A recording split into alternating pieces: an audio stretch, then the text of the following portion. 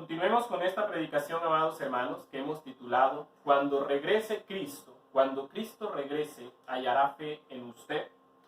Ese es el título en el que nos hemos movido por estos 2 domingos.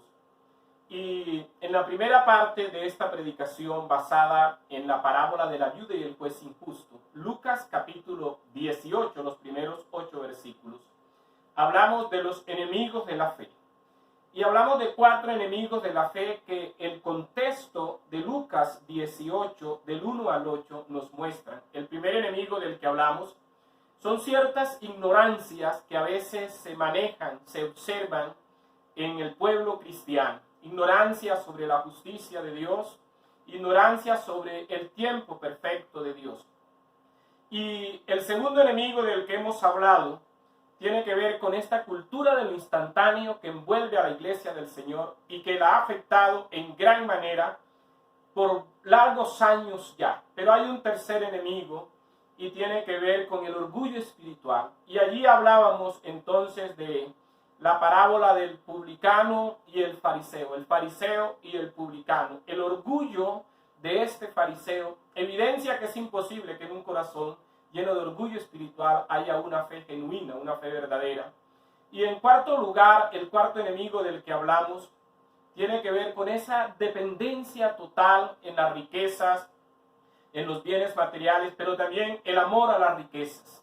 Todos sabemos, de acuerdo a las palabras de Jesús en Mateo capítulo 6, cómo le compiten las riquezas, el corazón del ser humano, cómo se lo compiten a Dios las riquezas, para que Dios no sea el centro del corazón del ser humano. Hemos estado hablando entonces de estos enemigos y hay algunos otros enemigos. Uno más que es un enemigo peligrosísimo es el descuido del cristiano en las disciplinas cristianas, en la disciplina de la oración, en la disciplina del estudio bíblico. Una vida descuidada jamás tendrá una fe verdadera, jamás alcanzará la fe que el Señor Jesucristo espera encontrar el día que Él venga por su iglesia. Pero Él quiere hallar fe en el corazón de su iglesia. Él quiere hallar fe en el corazón de cada uno de nosotros. Y nosotros tenemos que trabajar, amados hermanos, noche y día. Tenemos que trabajar para alcanzar esa fe con todas las características que la Biblia nos muestra, que es esa fe que el Señor espera encontrar. Y quiero hablar de esa fe en esta hora. Vamos a hablar de esa fe. En esta parte de esta predicación vamos a hablar de la fe que el Señor Jesús espera encontrar en nosotros. Vamos a hablar de cómo hallar esa fe y cuáles son las características que tiene esa fe. Así que le pido que usted esté atento y el primer texto que vamos a leer en esta mañana, buscando las características de esa fe y buscando hallar esa fe que el Señor espera encontrar en nosotros el día que Él venga. Vamos a leer en la Biblia Romanos capítulo 10, versículo 17. Romanos capítulo 10, vamos a leer el versículo 17. Dice, así que la fe es por el oír y el oír por la palabra de Dios. La fe que el Señor anhela hallar en nuestros corazones el día de su venida es una fe que resulte exclusivamente y directamente de oír y de oír y de oír una y otra vez la bendita palabra de Dios. Realmente el mensaje que comunica Romanos capítulo 10 es este. Así que la fe es por el oír y el oír y el oír la palabra de Dios. Es decir, la fe es un resultado, amados hermanos, de oír una y otra vez y de escuchar muchísimas veces esta maravillosa palabra de Dios. Cuando nosotros nos dedicamos a estudiar la Biblia una y otra vez y nos dedicamos a estudiarla de manera ordenada todos los días, apartamos un tiempo, aunque sea un tiempo corto, para estudiar la palabra de Dios. Y al conocerla, vivirla, entonces en nuestro corazón, en nuestra vida, comienza a surgir la fe que el Señor Jesús desea hallar el día que Él venga por nosotros. Así que la fe es un resultado de eso, de oír y de oír la palabra de Dios. Por eso quiero animarte para que te dediques de manera disciplinada a estudiar la Biblia en orden en lo posible, de principio a fin. Te dediques a hacerlo, que vayas de Génesis a Apocalipsis, estudiando la Biblia en ese orden en que nos fue entregada la palabra de Dios. Eso te ayudará a conocer la historia de Dios en la relación con su pueblo, la historia de Dios en la relación con su iglesia, los grandes hechos de Dios, los grandes proyectos de Dios, los pactos de Dios con la humanidad. Pero sobre todo te llevará a conocer a Dios. Y entre más conozcas a Dios, entre más le conozcas, más creerás en Él, más confiarás en Él, más fe tendrás en el Señor. Es que, amados hermanos, la fe nace de eso, de oír la palabra de Dios, porque es la manera más precisa de conocer a Dios, a través del estudio de esta su preciosa palabra que nos quedó escrita con el propósito de que a través de ella nosotros conozcamos quién es nuestro Dios. Entonces, amados hermanos, podemos decir que nuestra fe tiene el tamaño del tiempo que le dedicamos a estudiar su palabra. Pero también nuestra fe tiene la calidad, la condición de la actitud que nosotros asumimos cuando estamos delante de la palabra de Dios o delante de la predicación de la palabra de Dios. ¿Dónde podemos hallar esa fe? Esa fe podemos hallarla en el estudio, en el escucha, en el oír atentamente la bendita palabra de Dios. Pero esta fe, que se caracteriza por ser un resultado de la palabra y que viene de oír y escuchar la palabra de Dios, esta fe que el Señor Jesús espera hallar en nosotros, es también una fe que resulta de la oración perseverante. Y es aquí donde la parábola une los dos temas, la parábola de la viuda y el juez injusto, de Lucas 18, los primeros 8 versículos, que comienza como una parábola sobre la importancia de orar con perseverancia y termina con la pregunta: y cuando Cristo venga, cuando Cristo regrese, ¿hallará fe en nuestros corazones? Amados hermanos, esta parábola, esta narración de una viuda insistente, de una viuda que insiste, que persevera en hacerle una petición a un juez, que no teme a Dios, que no respeta a ser humano alguno, pero que la viuda consigue finalmente que este juez injusto le responda y le conceda lo que le pide. Esta parábola nos enseña, amados hermanos, que la oración perseverante es un resultado de creer que las cosas van a salir como esperamos, pero la oración perseverante también fortalece la fe. ¿Por qué la oración perseverante fortalece la fe? Porque quien ora con perseverancia, persevera en la presencia de Dios. Y de tanto estar en la presencia de Dios, llega a conocer a Dios por la experiencia. Llega a conocer a Dios en lo experimental. Llega a conocer a Dios por su propia experiencia. Entre más tiempo invertimos en la presencia de Dios, más experiencias tenemos con Dios.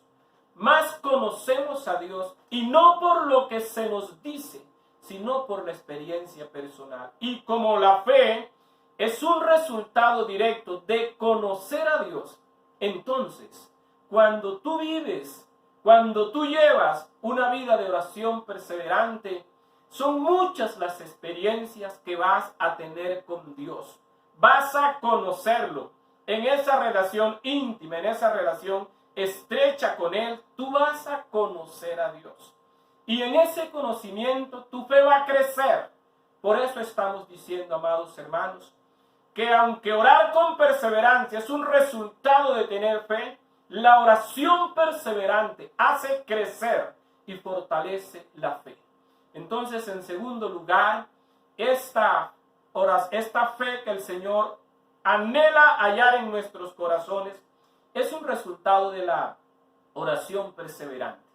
Y puedo decirte entonces estas palabras que tal vez puedas leer conmigo. Tan perseverante como sea tu vida de oración, así de fuerte será tu fe y así de abundante los frutos que recibirás como resultado de tu fe.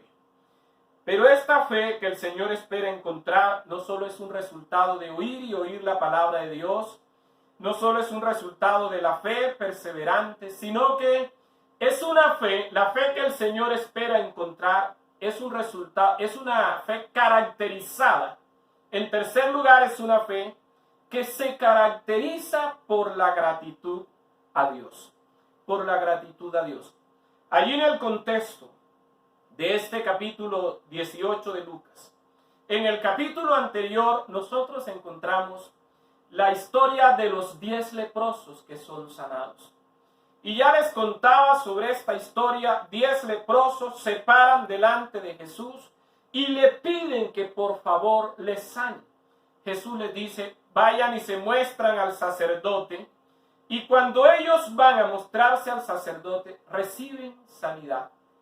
Pero uno solo de ellos regresa, dándole las gracias a Jesús, dándole la gloria a Dios.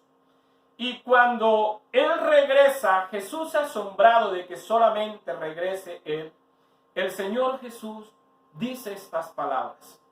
¿No son 10 los que fueron limpiados? ¿Y los 9 dónde están? No hubo quien volviese y diese gloria a Dios, sino este extranjero nada más. Y escuche cómo le habla a este extranjero. Le dice, levántate, vete, tu fe te ha salvado. Amados hermanos, podríamos decir que los 9 leprosos fueron sanados. Y este 10º leproso, además de ser sanado, también es salvado. ¿Pero qué le salva? La Biblia dice que le salva la fe. El que tiene fe en Dios es agradecido con Dios, porque está convencido por la fe que quien le ha hecho el milagro, la sanidad, en el caso del leproso, es el Señor. Y es necesario venir a agradecer. Entonces, la fe que el Señor espera encontrar es la fe del creyente agradecido. Difícilmente, el día que el Señor venga, difícilmente levantará al cielo creyentes desagradecidos. Esos que nunca aprendieron a ser agradecidos porque nunca se ejercitaron en la gratitud a Dios. Difícilmente al reino de los cielos entrarán los ingratos, y los ingratos difícilmente reciben un segundo milagro. Tal vez reciban el primer milagro, pero por la ingratitud nunca más volverán a recibir milagros. Tal vez aquellos 9 leprosos nunca más recibieron milagros, pero con seguridad este hombre recibió milagros, porque quiero que me escuche para poder entender por qué la gratitud ayuda a mantener y a fortalecer la fe. Es que Dios ama la gratitud. Y cuando alguien que recibe un milagro regresa a Dios para decirle, gracias Señor por lo que has hecho en mi vida. Para Dios es tan importante la gratitud. Para el Señor es tan valiosa la gratitud. Escúcheme esto, alegra tanto el corazón de Dios la gratitud de sus hijos, que Dios le dará más a sus hijos agradecidos, con un solo propósito, que vuelvan a Él a darle gracias nuevamente. Dios le dará un nuevo milagro, una nueva provisión al creyente agradecido, para que éstos vuelvan a Él a agradecerle nuevamente. Y si nuevamente le agradecen, Dios les dará más para que continúen agradeciéndole, y nunca le ganaremos a Dios en cuanto a Él darnos y nosotros agradecerles. Ahora, cada vez que un creyente agradecido reciba un nuevo milagro, una nueva respuesta, un nuevo beneficio, su fe crecerá, porque se dará cuenta que se puede confiar en este Dios a quien le agradece. Por eso le animo con estas palabras: ejercítese diariamente en agradecerle a Dios. En ese ejercicio, su fe crecerá hasta convertirse en la fe que Cristo espera hallar el día que Él regrese. Y vamos a terminar, amados hermanos, vamos a terminar hablando de la cuarta característica y más la cuarta manera de hallar esta fe. Esta fe que el Señor espera encontrar en nosotros debe ser una fe que nos capacite para dejarlo todo por seguir a Cristo. Una fe que nos capacite para dejarlo todo y seguir a Cristo. Otra de las narraciones que hay alrededor de la parábola de la viuda y el juez injusto es la historia del joven rico. Aquel que cuando Jesús le dijo, vende todo lo que tienes y entrégalo a los pobres, se fue dejando a Jesús porque se entristeció en gran manera, pues era un hombre muy rico.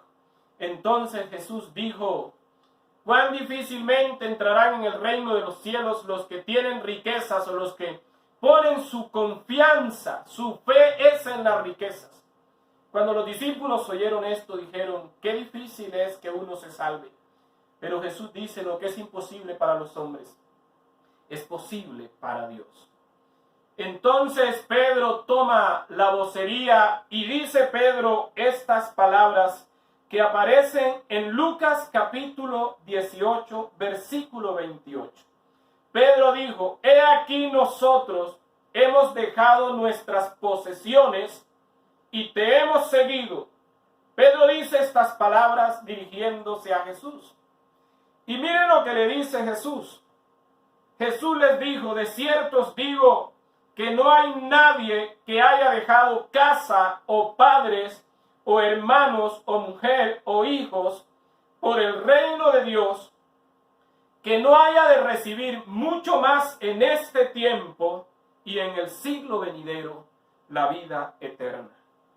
Amados hermanos, quien conociendo a Dios pone su confianza en las riquezas y depende de las riquezas, es porque tiene más fe en las cosas de este mundo que en el Dios eterno. Y esta era la realidad de aquel joven rico. No tenía fe en Dios. Su fe estaba en los bienes materiales de los cuales era dueño, en las riquezas de las cuales Dios le había permitido disfrutar. Su fe no era en Dios, era en todas estas cosas. Y a muchos de nosotros y a muchos de los que hoy escuchan, tal vez un día Dios les pida que lo dejen todo por seguirlo a Él. Que deje su profesión, que deje su buen trabajo que tiene, que se olvide de la fuente de ingresos que tiene y que se dedique a servirle a Dios, que lo deje todo por seguirlo a Él. El Señor se lo pidió a Pedro, se lo pidió a Andrés, el Señor se lo pidió a Jacobo y se lo pidió a Juan, el Señor se lo pidió a Mateo, que era un publicano, un cobrador de impuestos. Y la Biblia dice que al instante que Jesús se los pidió, ellos lo dejaron absolutamente todo y siguieron a Jesucristo. Y lo siguieron el resto de sus días. En ese momento nació una fe suficiente para tomar la decisión. Pero en la medida que siguieron a Jesús y en el momento que toman la decisión, y así nos ha sucedido a todos, en el momento que uno decide seguir a Cristo y servirle de tiempo completo, algo pasa en nuestros corazones. Esa decisión hace que nazca una confianza tal en el Señor que no hay nada ni nadie que nos pueda hacer desistir. Es decir, aceptar la invitación a dejarlo todo por Él hace que se produzca en el corazón una convicción y una fe tan grande que ni siquiera las frustraciones en el ministerio, que ni siquiera ser defraudado por los hermanos, que ni siquiera el engaño, la ingratitud y la traición pueden acabar con esa fe que nace el día que tomamos la decisión de servirle al Señor de tiempo completo. Es decir, esta decisión, responder ese llamado, hace que nazca una seguridad, una confianza y una fe, que es la fe que el Señor espera encontrar en nosotros el día que Él venga. Si usted siente que Dios lo está llamando a dejarlo todo para servirle a Él, láncese a las aguas turbulentas del ministerio, del servicio a Dios. No será fácil, será difícil. Y llegarán días en que usted sentirá que se mueve en un mar en turbulencia, pero nadie le podrá arrebatar de su corazón la confianza de que aquel que lo llamó es suficiente para usted y le sostendrá y le sustentará y le animará, y de hecho le anima para seguir adelante. Pero no solo eso, sino que el Señor recompensa. Y es lo que Pedro recibe del Señor Jesucristo y el resto de los apóstoles. No hay nadie que haya dejado casa o padres o hermanos o mujer o hijos por el reino de Dios que no haya de recibir mucho más en este tiempo y en el siglo venidero, la vida eterna. Y esas palabras dichas por un Dios que no miente tienen que alimentar la fe de aquellos que tomamos esa decisión. Amados hermanos, podemos decir entonces que aquella persona o cosa por lo que dejamos todo lo demás es lo que más amamos y en lo que más confiamos. Es lo que más amamos y en lo que más confiamos. El Señor anhela encontrar esa fe el día que Él venga. Por eso vamos a concluir con estas palabras. El Señor anhela encontrar fe en nuestros corazones el día que Él vuelva. El Señor anhela hallar fe en tu corazón, en su corazón, el día que Él vuelva. Usted ya sabe cómo hallar esa clase de fe. Por eso podemos responder esta pregunta. Y cuando Cristo venga, hallará esa clase de fe en usted. Que Dios me le bendiga.